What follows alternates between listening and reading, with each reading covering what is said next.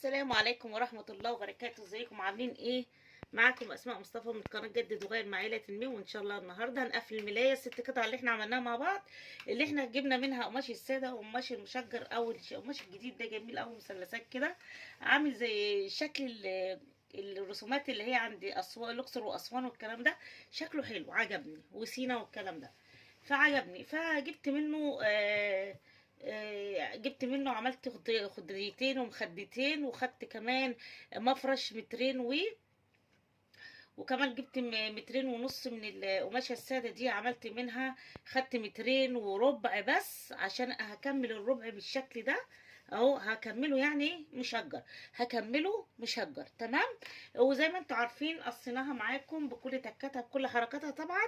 و واللي اول مره يشوف قناتي، انا اسماء مصطفى، كل طموح وان ابقى حاجه في الدنيا دي، وان افتح مشروع ان شاء الله كبير كده، واجيب كام مكنه وكام واحده معايا كده باذن الله. ده كل طموحاتي في الدنيا، واعمل مصنع صغير كده ان شاء الله، واشغل فيه الامهات، بدل ما الناس تضيع وقتها في لا فايده، فانا اخليهم يفيدوا ويستفادوا.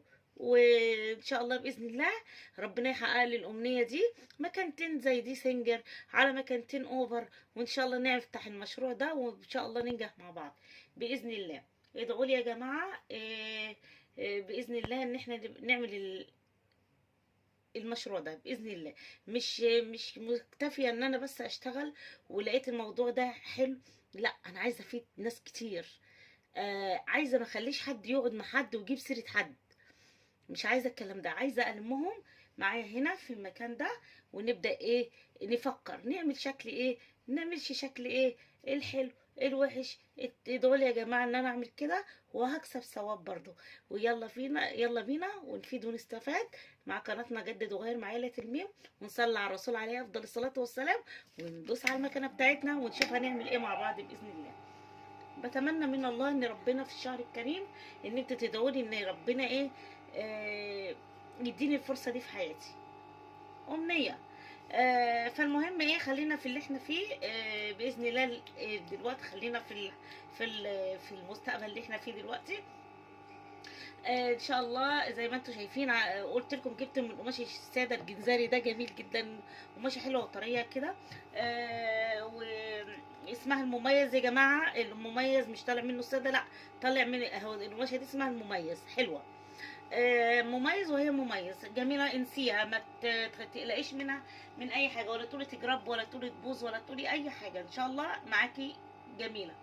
زي ما انا قلت لكم جبت مترين ونص من القماش، اللي هو الساده مترين ونص، خدت ربع هعمله على الخداديات، وخدت مترين وربع للملايه اللي من تحت اللي انا هعملها ملايتين، ملايه او مفرش، ملايه ومفرش او ملايتين على بعض. وزي ما انت عارفه فيها حركات كتير وشكل جميل بيبقى. طبعا انا فردت ملايتي كده لان انا واخداها مترين وربع، يبقى ناقص اللي هو المفروض يبقى ناقص، مش هي مترين واربعين سنتي المفروض، فانا خليها مترين ونص خلاص اهو. هاخد ال25 سنتي اهو، واحطهم الوش على الوش بالشكل ده، الوش على الوش بالشكل ده اهو. بس كده كل حاجه تمام. ويا ريت تقولي لي في التعليقات، تكلموني كده ونشوف افكارنا مع بعض. ولو حد حابب يعني يخش معايا في الموضوع ده او يكلمني، ان احنا نعمل الموضوع ده سوا ان شاء الله مع بعض، ويكون عنده خبره برضه. بسم الله اهو، الوش على الوش. بحط ايه في طرف القماشه كده عشان اكمل النزله بتاعت الملايه، وامشي بالطريقه دي اهو، وامشي بالطريقه دي كده على طول.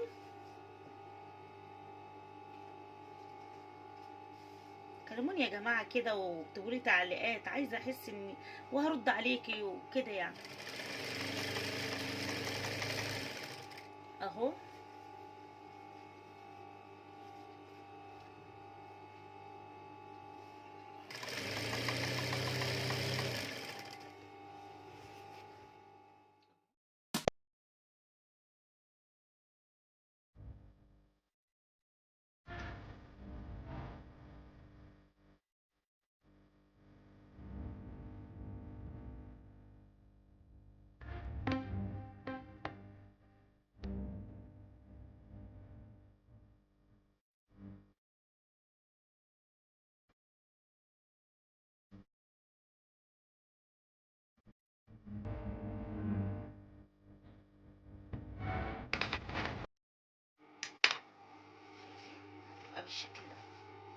ملايتي هتبقى بالشكل ده اهو. بصوا، نرفع دي ونشوف اهو مع بعض. مش هنكتفي بكده، لا ده احنا لسه هنحط حاجه هنا برضو، هنشوف مع بعض باذن الله. نشيل الشراشيب دي كده شويه ونتنيها، ماشي. هوريكم قطعه منها وهفصل ونرجع واحنا نشوف ايه هنعمل ايه تاني مع بعض. هاتني تانية بسيطه كده حلوه اهو، هضم الابره ونرجع تاني مع بعض اهو زي ما انتوا شايفين كده. تانية اهو بالشكل ده اهو.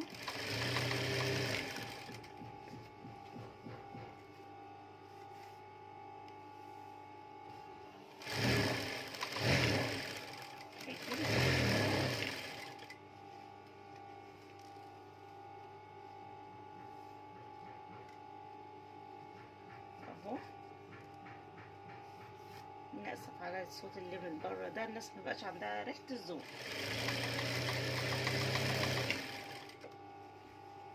معملوش حساب الناس مثلا استحارت نامت الصبح صلت مثلا والضحى وهي لما نامت، لا كل واحد بيعمل اللي هو عايزه في اي وقت.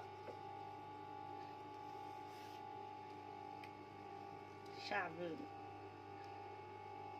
يستحيل في اي مكان في مصر برضو، يعني مش هقولك بره ولا حاجه، حد يدق في اي وقت، لا ده بيبقى فيه اذن.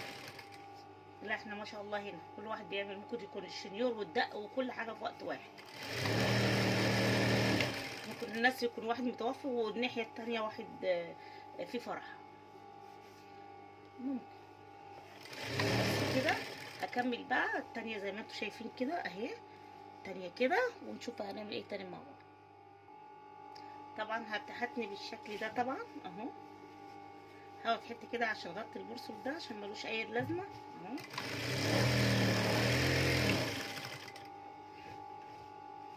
اهو هتنيها بقى ايه داير ما يدور كده.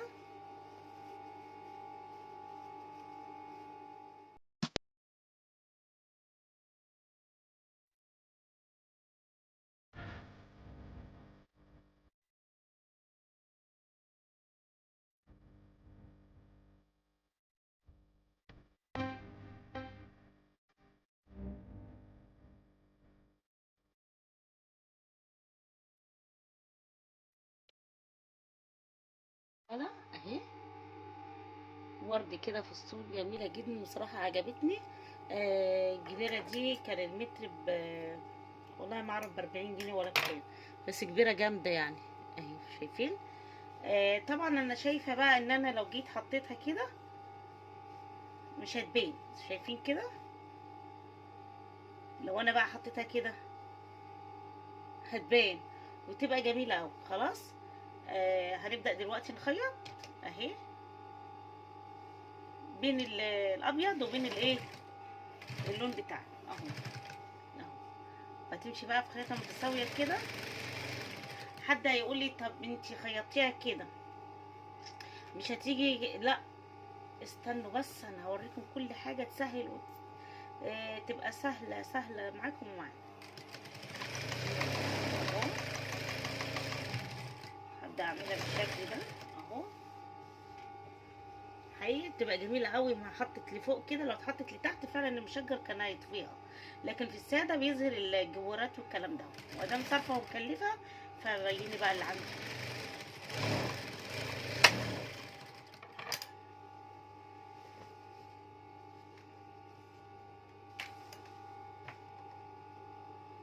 اهو.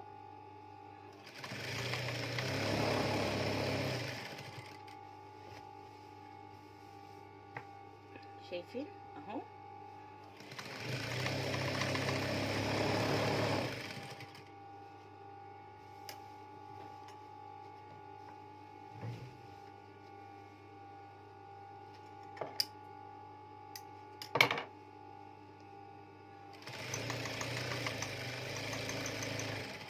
شايفه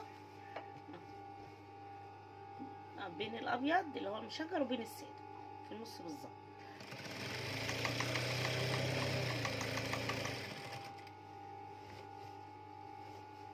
شايفين شكلها؟ شايفين شكلها؟ ما شاء الله تبارك الله. مننساش يا جماعه بقى نصلي على الرسول عليه افضل الصلاه والسلام، كل يقول عليه افضل الصلاه والسلام.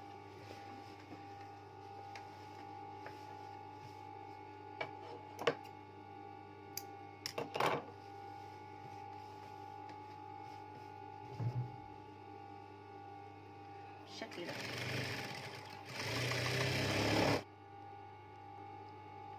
عشان ما تجيش معاكي كده اما تيجي تقعدي على السرير تروح رجلك جايه فيها وراح عاملاها كده، لا احنا مش عايزين الشكل ده، لان احنا مش حابين ايه نعمل حاجه مش حلوه. اهو نروح ماشيه كده اهو.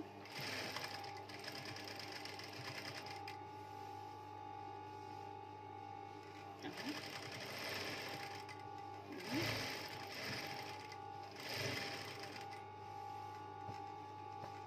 شايفين اهو. بصي مفيش بقى ايه ولا تيجي كده ولا تيجي كده اهو، كأنك بتسوقي عربيه اهو كده ماشيه كده. شايفه اهو كده اهو. والشكل ده بنعمله في الميلاد برضو اللي هي مجبرات من الحرف وكده، اما برضو بنحط الحرف من فوق كده برضو، يعني ايه مش افتكاسه ولا حاجه.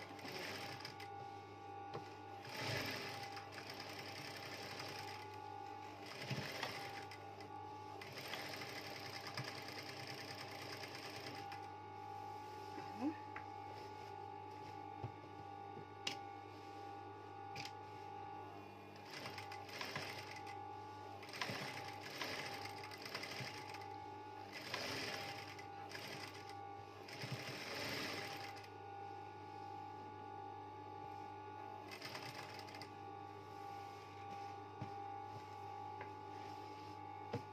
اهي بالشكل ده كلها همشيها بالشكل ده اهو.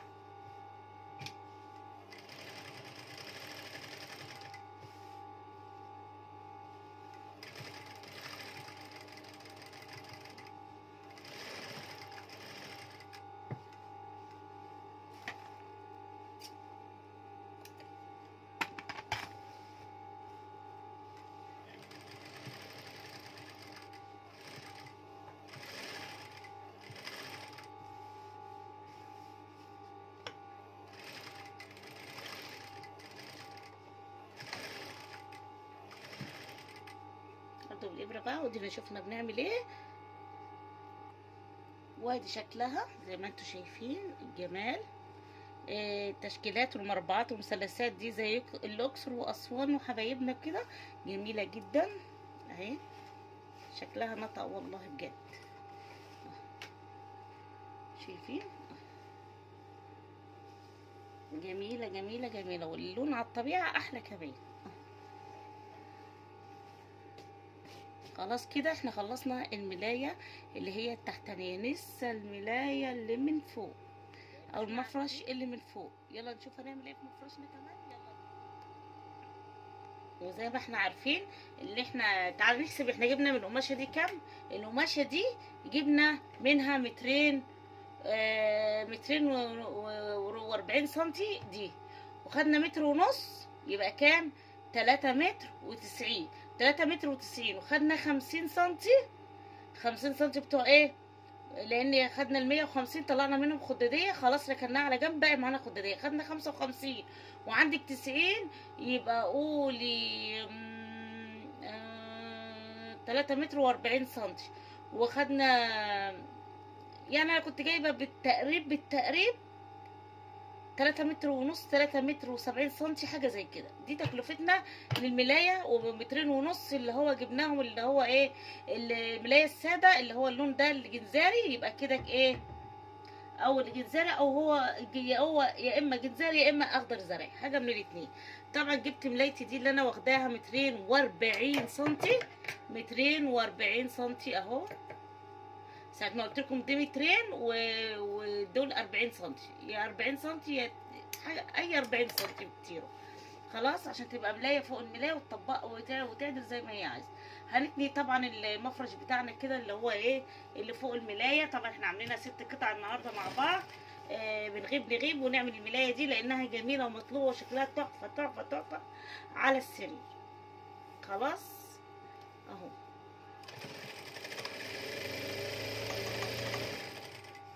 اهو هخيطها كده على طول، البرصل قدام اهو، البرصل قدام عشان الرسمة تكون معدولة بالشكل اللي انتوا شايفينه ده. تمام.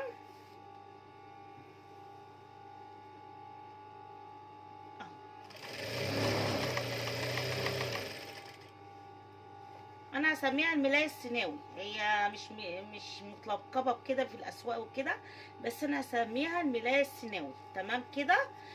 وشكلها حلو برضو رمضان، ويعني حلوة يعني بصراحة.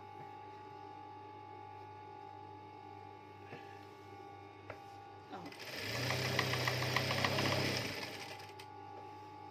شايفين اهو. ونمشي كده بقى على طول.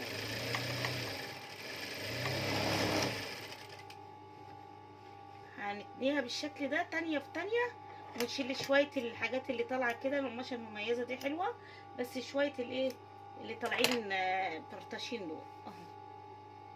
خلاص كده اهو. هخيط بقى كله كده الا عند البورصل، ونيجي نشوف هنعمل ايه من الجهة بتاعت البورصل. تمام كده. خلاص كده عملنا كل الاحرف اهو. خيطنا كل الاحرف بالشكل ده. هنعمل ايه؟ تعالوا نشوف هنعمل كده ايه مع بعض. دي اخر تكه بقى في الملايه، وكده ملايتنا خلصت. الملايتين بقى مش الملايه، الملايتين خلاص. وبرده نحط لها من ده اهو كده اهو. خلي ايه الورده دي باينه كده، عشان لما تيجي على السرير على الساده هتدي شكل جميل بصراحه. تعالوا نشوف هنعملها ازاي اهو. هنتني الحته دي كده طبعا اهو، ونحطها بالشكل ده كده اهو. ونخلي ايه بس كده اهو، ونمشي على هنا اللي فوق الاول عشان ايه تتظبط معانا، وبعد كده ننزل نخيط تحت. بسم الله.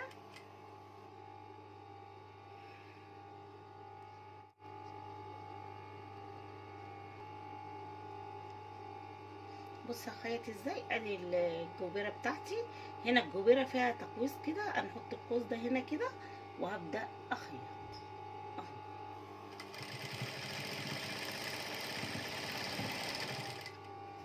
اهو كده على طول من غير اي مشكله ان شاء الله اهو.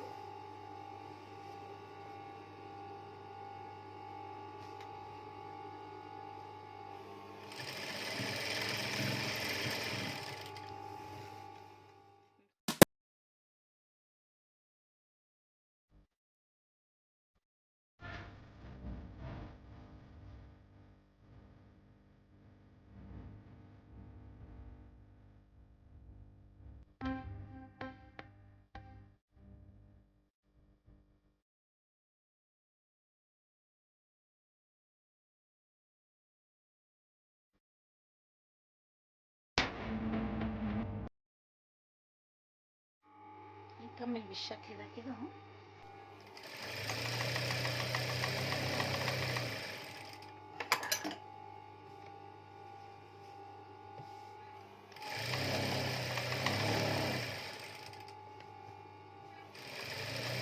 شايفين كده خلصنا المفرش بتاعنا اهو.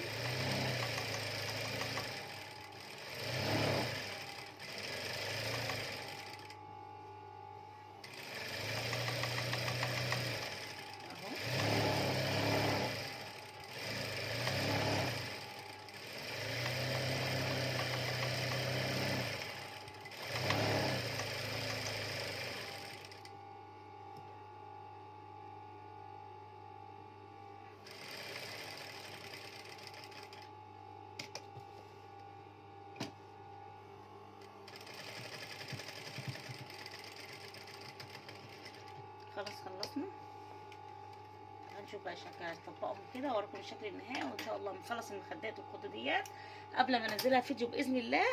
بس اهم حاجه تكتبي لي تعليق حلو كده من عندك كتشجيع ولايك بفضل الله يا عم. ما تعمليش شير براحتك اهو. شايفين؟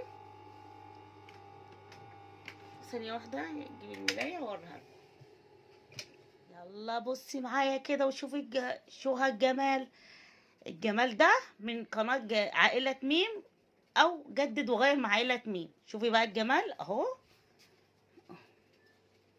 بصي ادي القطعه اللي احنا قلنا 25، والملايه عملناها مترين 25 وخيطناهم عشان يبقى المشجر في الساده، عشان انا عملت قبل كده ساده فانا حبيت انوع. تمام. الملايه دي مرغوب فيها يا جماعه في الصيف قوي قوي قوي، لان ممكن المفرش ده حد يحطه على رجله وهو نايم، يعني لان الدنيا بتبقى حر قوي. تمام كده. وادي الخداديات اهي ان شاء الله هتنزل معاكم، وادي الملايه بتاعتي، وادي الخط اللي احنا عملناه بالجويرات، وادي الخداديه. تمام. ودي كده شكل، هوريكم شكل تاني. الملايه جميله شكل السيناوي. عجبتني من اول ما شفتها بصراحه، وقدرت بصراحه انسق الالوان زي ما انتم شايفين. جميله جدا، منظرها على السرير تحفه تحفه تحفه زي ما انتم شايفين كده. بسم الله ما شاء الله. كلنا يا جماعه نصلي على الرسول كده عليه افضل الصلاه والسلام، واللي عاجبه الملايه يعمل لي احلى لايك. تمام تمام. ناخد صوره الغلاف بقى ونكمل ونشوف هنعمل شكل تاني، ولا هنكتفي بهذا القدر. بصوا بقى اهو الشكل اللي من فوق ده اهو. دي قطعه ساده فاضت معايا اهي. بصوا عملتها ازاي على الحروف وتقلت المفرش، خليته تقيل بصراحه. جميله وعجبتني، والطريقه حلوه بصراحه، فكرتها جميله وتنفيذها اجمل، واحنا اجمل واجمل واجمل. الحمد لله. زي ما انتم شايفين كده. وادي الخداديه معاكم اهي، هنعملها مع بعض ان شاء الله. شايفين الجمال؟ شايفين الحلاوه؟ يا سلام بجد، تسلم ايديا اهو. واختياري في الالوان جميل جدا. تناسق الماشنج دي ما كانش ماشنج مع بعضه، انا اللي موفقاه الحمد لله مع بعضه. خلاص كده ادي ملايتنا. هنشوف هنعمل شكل تاني ولا نكتفي بهذا القدر وننزل الفيديو بقى ان شاء الله غدا ان شاء الله بمشيئة الله.